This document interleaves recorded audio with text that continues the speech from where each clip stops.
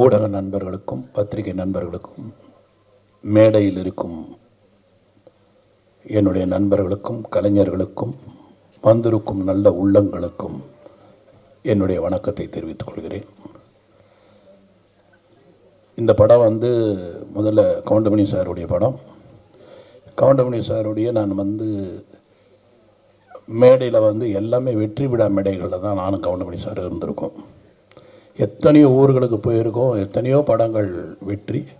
அவரோட இன்றைக்கி ஒரு வித்தியாசமாக அவர் ஹீரோவாக நடித்து நாங்கள் ஒரு கெஸ்ட்டாக பேசுகிற ஒரு வாய்ப்பு எனக்கு கிடைச்சதுக்கு, எனக்கு வாய்ப்பு கொடுத்ததுக்கு டைரக்டர் ராஜகோபால் அவர்களுக்கும் அந்த தயாரிப்பாளர் அவர்களுக்கும் என்னுடைய நன்றியை தெரிவித்துக் கொள்கிறேன்.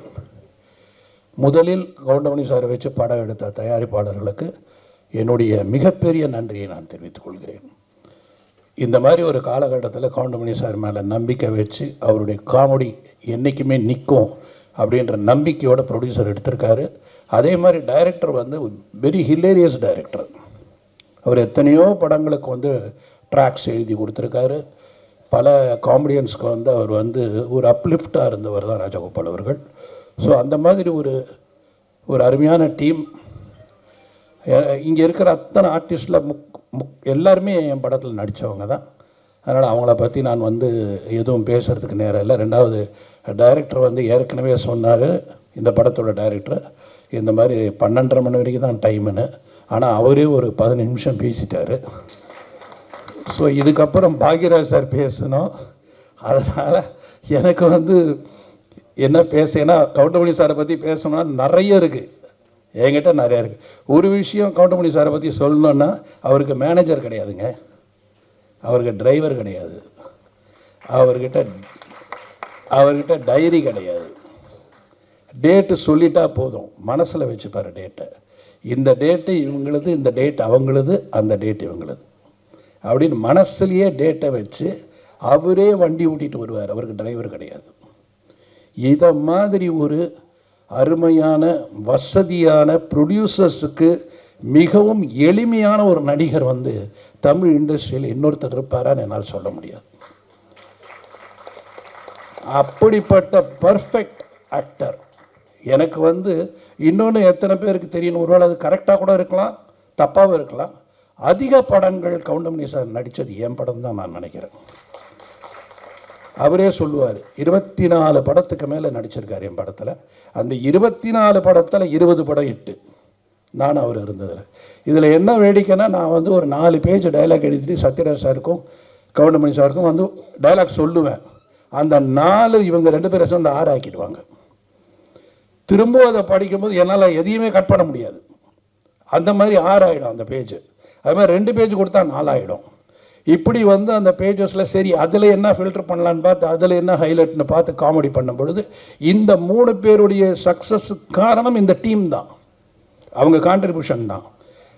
அதாவது எல்லா படத்துலையுமே ஒரு கான்ட்ரிபியூஷன்றது ஆர்டிஸ்ட் கிட்ட இருந்து இருக்குன்னா அது ரொம்ப ரேர்.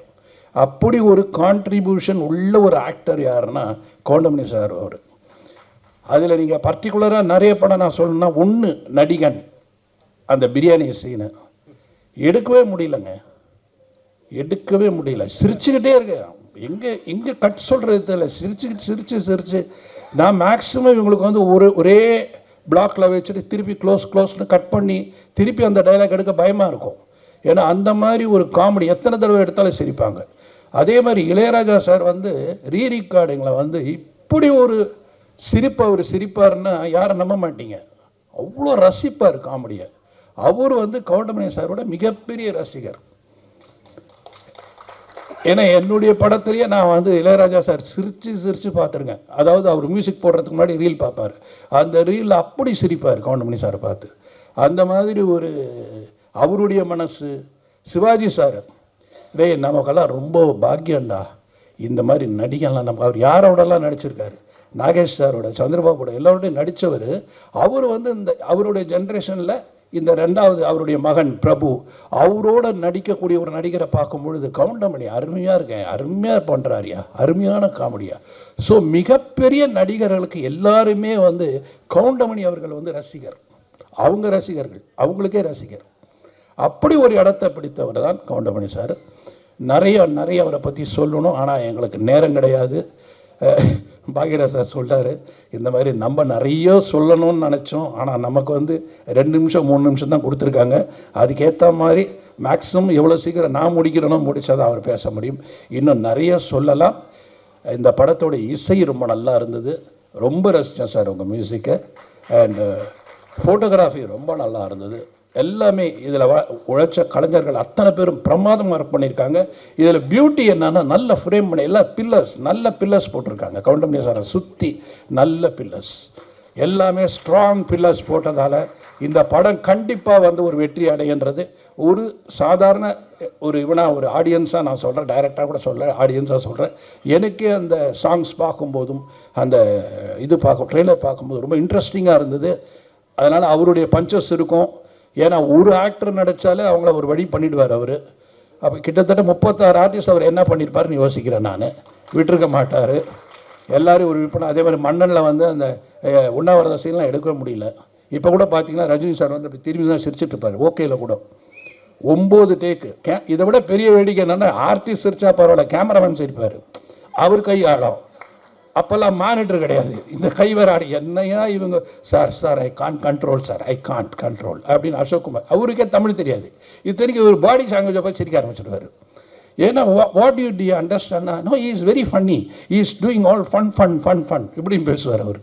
ஸோ எல்லாரையுமே மொழி தெரியாதவனையும் சிரிக்க வைக்கிற ஒரு நடிகர் யாருன்னு, அது வந்து கவுண்டமணி அவர்கள். ஸோ அப்படிப்பட்ட ஒரு அருமையான நடிகர் நமக்கு கிடைச்சதெல்லாம் ரொம்ப பாக்கியம். இந்த படம் மிகப்பெரிய வெற்றி அடையணும். இது வெற்றி அடைஞ்சாதால் இது போல் படங்கள் இன்னும் நிறைய வரும். ஏன்னா இது வந்து எல்லாமே இருக்குது, அதாவது அத்தனை ஐட்டம் இருக்குதுல. படம் வந்து அழகாகவும் இருக்குது, பியூட்டிஃபுல்லாக இருக்குது. ரொம்ப எக்ஸ்ட்ராடினரியாக சில விஷயங்கள், அதாவது கண்ணுக்கு வந்து கலர்ஃபுல்லாக இருக்குன்றதுல அதுவும் இருக்குது. அதனால் ஏன்னா ராஜன் சார் சொன்ன மாதிரி கட் பண்ணி போட்டிருக்காங்கன்னாங்களே, அது மாதிரி நிறைய கட்டு இருக்குதுல. ஸோ எல்லா விதமும் அமைஞ்சதால் இது கமர்ஷியலாக ஹிட் ஆகும்னு நினைக்கிறேன். இந்த டீமுக்கு என்னுடைய வாழ்த்துக்கள். நன்றி, வணக்கம்.